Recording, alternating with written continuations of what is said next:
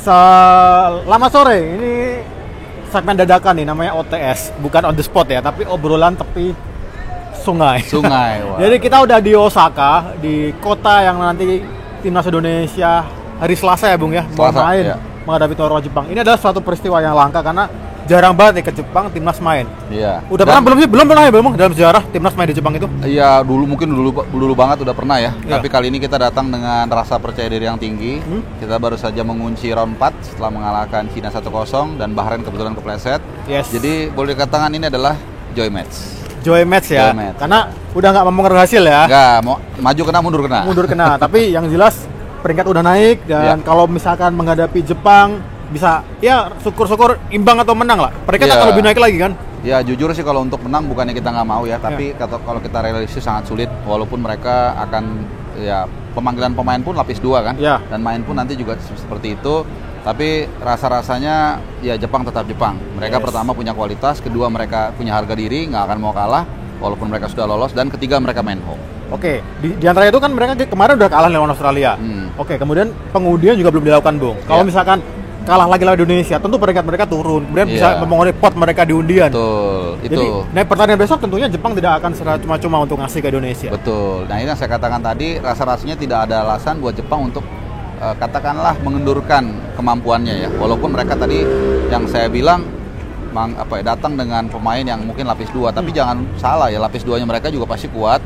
Mereka dulu tim yang sudah bisa mengalahkan Jerman 4-0, bisa mengalahkan Spanyol di Piala Dunia, jadi nggak main-main. Nah tapi lebih kita fokus, saya pikir ke tim kita sendiri ya. Artinya kita mungkin nanti tetap akan menurunkan pemain utama, tapi bisa jadi 1-2 pemain akan di reshuffle.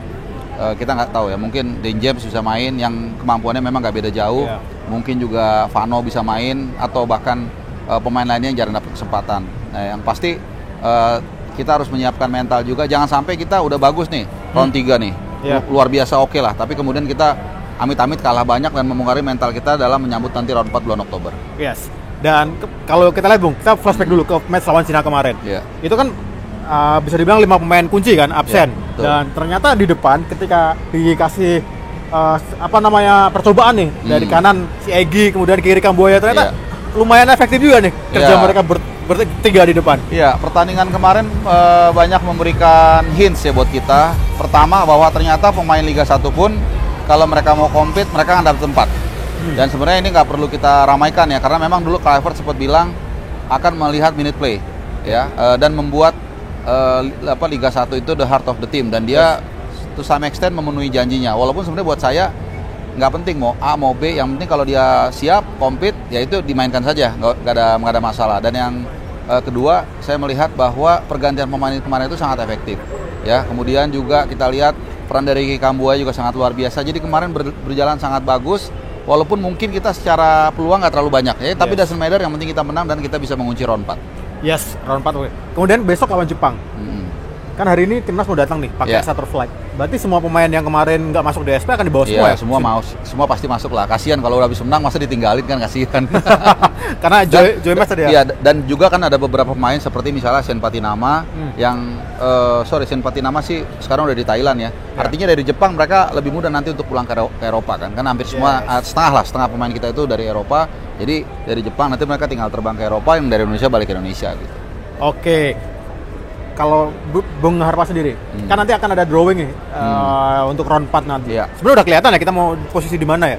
Iya, jadi kemungkinan besar kalau kita hitung-hitung itu kemungkinan kita hostnya ya. Iya. Tuan rumah itu kemungkinan Qatar. Buat yang kita grup kita ya. Karena kita udah satu grup dengan Saudi Arabia kan. Iya, dan kecuali ada keajaiban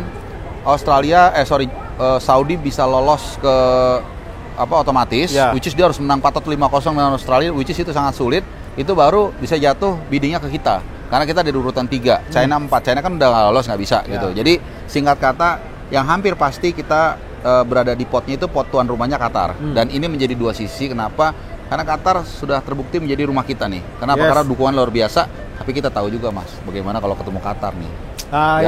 Non teknisnya. Itu yang kita takutin. Non teknisnya. Tapi gini, oke. Dibanding kita bisa flashback dulu. Kemarin dibanding lawan Cina ataupun lawan Qatar. Sebenarnya statistik Indonesia tuh lebih nyaman untuk bermain lawan tim dari negara teluk ya, dari Arab, dibandingkan dengan bermain melawan negara ras kuning. Sebenarnya sih kalau kita bicara era dulu itu kita selalu kesulitan mau tim ketemu dimanapun ya. Yeah. Tapi kan semua berubah setelah 2 tahun terakhir lah kurang lebih, setelah banyak pemain diaspora masuk, sehingga semua history itu, catatan sejarah itu berubah. Contohnya paling gampang Vietnam ya, kita udah berapa belas tahun waktu itu gak bisa menang lawan Vietnam, tapi kemudian di Piala Asia kita bisa menang lawan Vietnam. Nah, lawan Timur Tengah dan juga dari Asia Timur memang mereka lebih tinggi kelasnya dibandingkan Asia Tenggara. Tapi ya kita pelan-pelan juga bisa mulai mengalahkan Korea Selatan di U23, mengalahkan China kemarin. Walaupun tentunya kita masih berat lah, masih struggling. Tapi nggak apa-apa. Jadi pelan-pelan kita naik kelas. Dan kalau menurut gua sih, ya Asia Timur mau Asia Barat, mana aja bawa ke sini, hajar, nggak ada masalah. Gitu. Hajar, karena kita udah ranking 117 sekarang kan. Iya, udah harus pede juga dong. Udah, mau lawan di atas juga hajar. Ya, karena, walaupun tetap harus hati-hati, tapi ini percaya dirinya harus lebih baik daripada sebelum-sebelumnya. Yes, karena memang ya materi komposisi kan jauh lebih lengkap, jauh lebih mewah dan ya puzzle-puzzle yang dulu dicari juga udah mulai ada gitu. Bahkan terakhir Patrick Kluivert itu ngomong, dia kalau saya nggak salah dengar ya, dan kalau memang maksudnya sama, dia mengatakan saya udah nyaman di squad yang saat ini. Kalau perlu jangan ada penambahan lagi. Dan ini udah jauh-jauh hari sebenarnya saya bilang.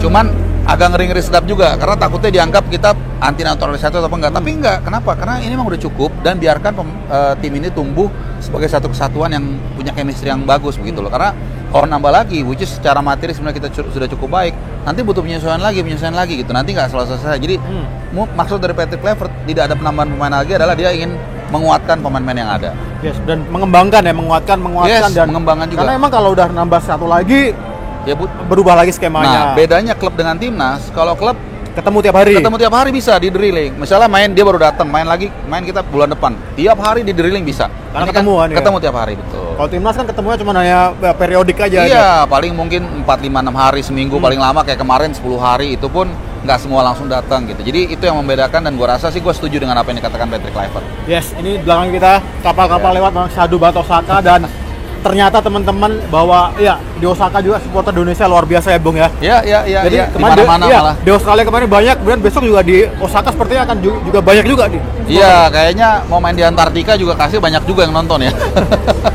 Lebih-lebih memang di Jepang sendiri orang Indonesia luar biasa. Ternyata banyak saya baru sadar loh, banyak banget. Ya, bahkan mungkin besok dari 45.000 ini Bung, bisa seperempatnya sendiri orang Indonesia nih Bung.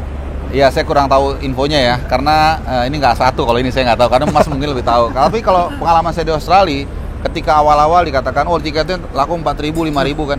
Lalu saya ngomong dengan salah satu orang lokal, dia mengatakan, nggak percaya deh, ini lebih dari 10.000, ternyata benar. Nah itu saya pernah dengar. Nah di sini kita nggak tahu, nah kan mungkin Mas lebih tahu, siapa tahu nanti memang lebih ramai, mudah-mudahan ramai, supaya pemain kita lebih semangat dan bisa mencuri 1 poin dari lawatannya. Oke, 1 poin ya harapannya berarti ya? Ya harapannya sih kalau bisa juara dunia. Tapi yang harapan realistis adalah kita mencuri 1 poin. Oke, prediksi buat besok berapa skornya Bu? Skornya 1-1.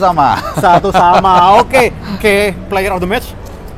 Aduh, saya suka sama Ricky Kambuaya sih ya, kemarin keren ya. Keren banget ya. Mantep nih kakak Ricky. Besok main lagi kakak. Mudah-mudahan main lagi dan mudah-mudahan main bagus. Mudah-mudahan on fire juga ya. Karena memang ini kesempatan bagus banget untuk kita. Betul. Kapan lagi kita lawan Jepang, main di sini ya, even mau itu lapis 2, lapis 1. Mau lapis legit juga nggak apa-apa ya. Bodoh amat. Yang penting kita hadapi Jepang, Jepang. Oke, ini adalah OTS obrolan tepi sungai bareng Bung Harpa. Thank you semuanya. Bye bye.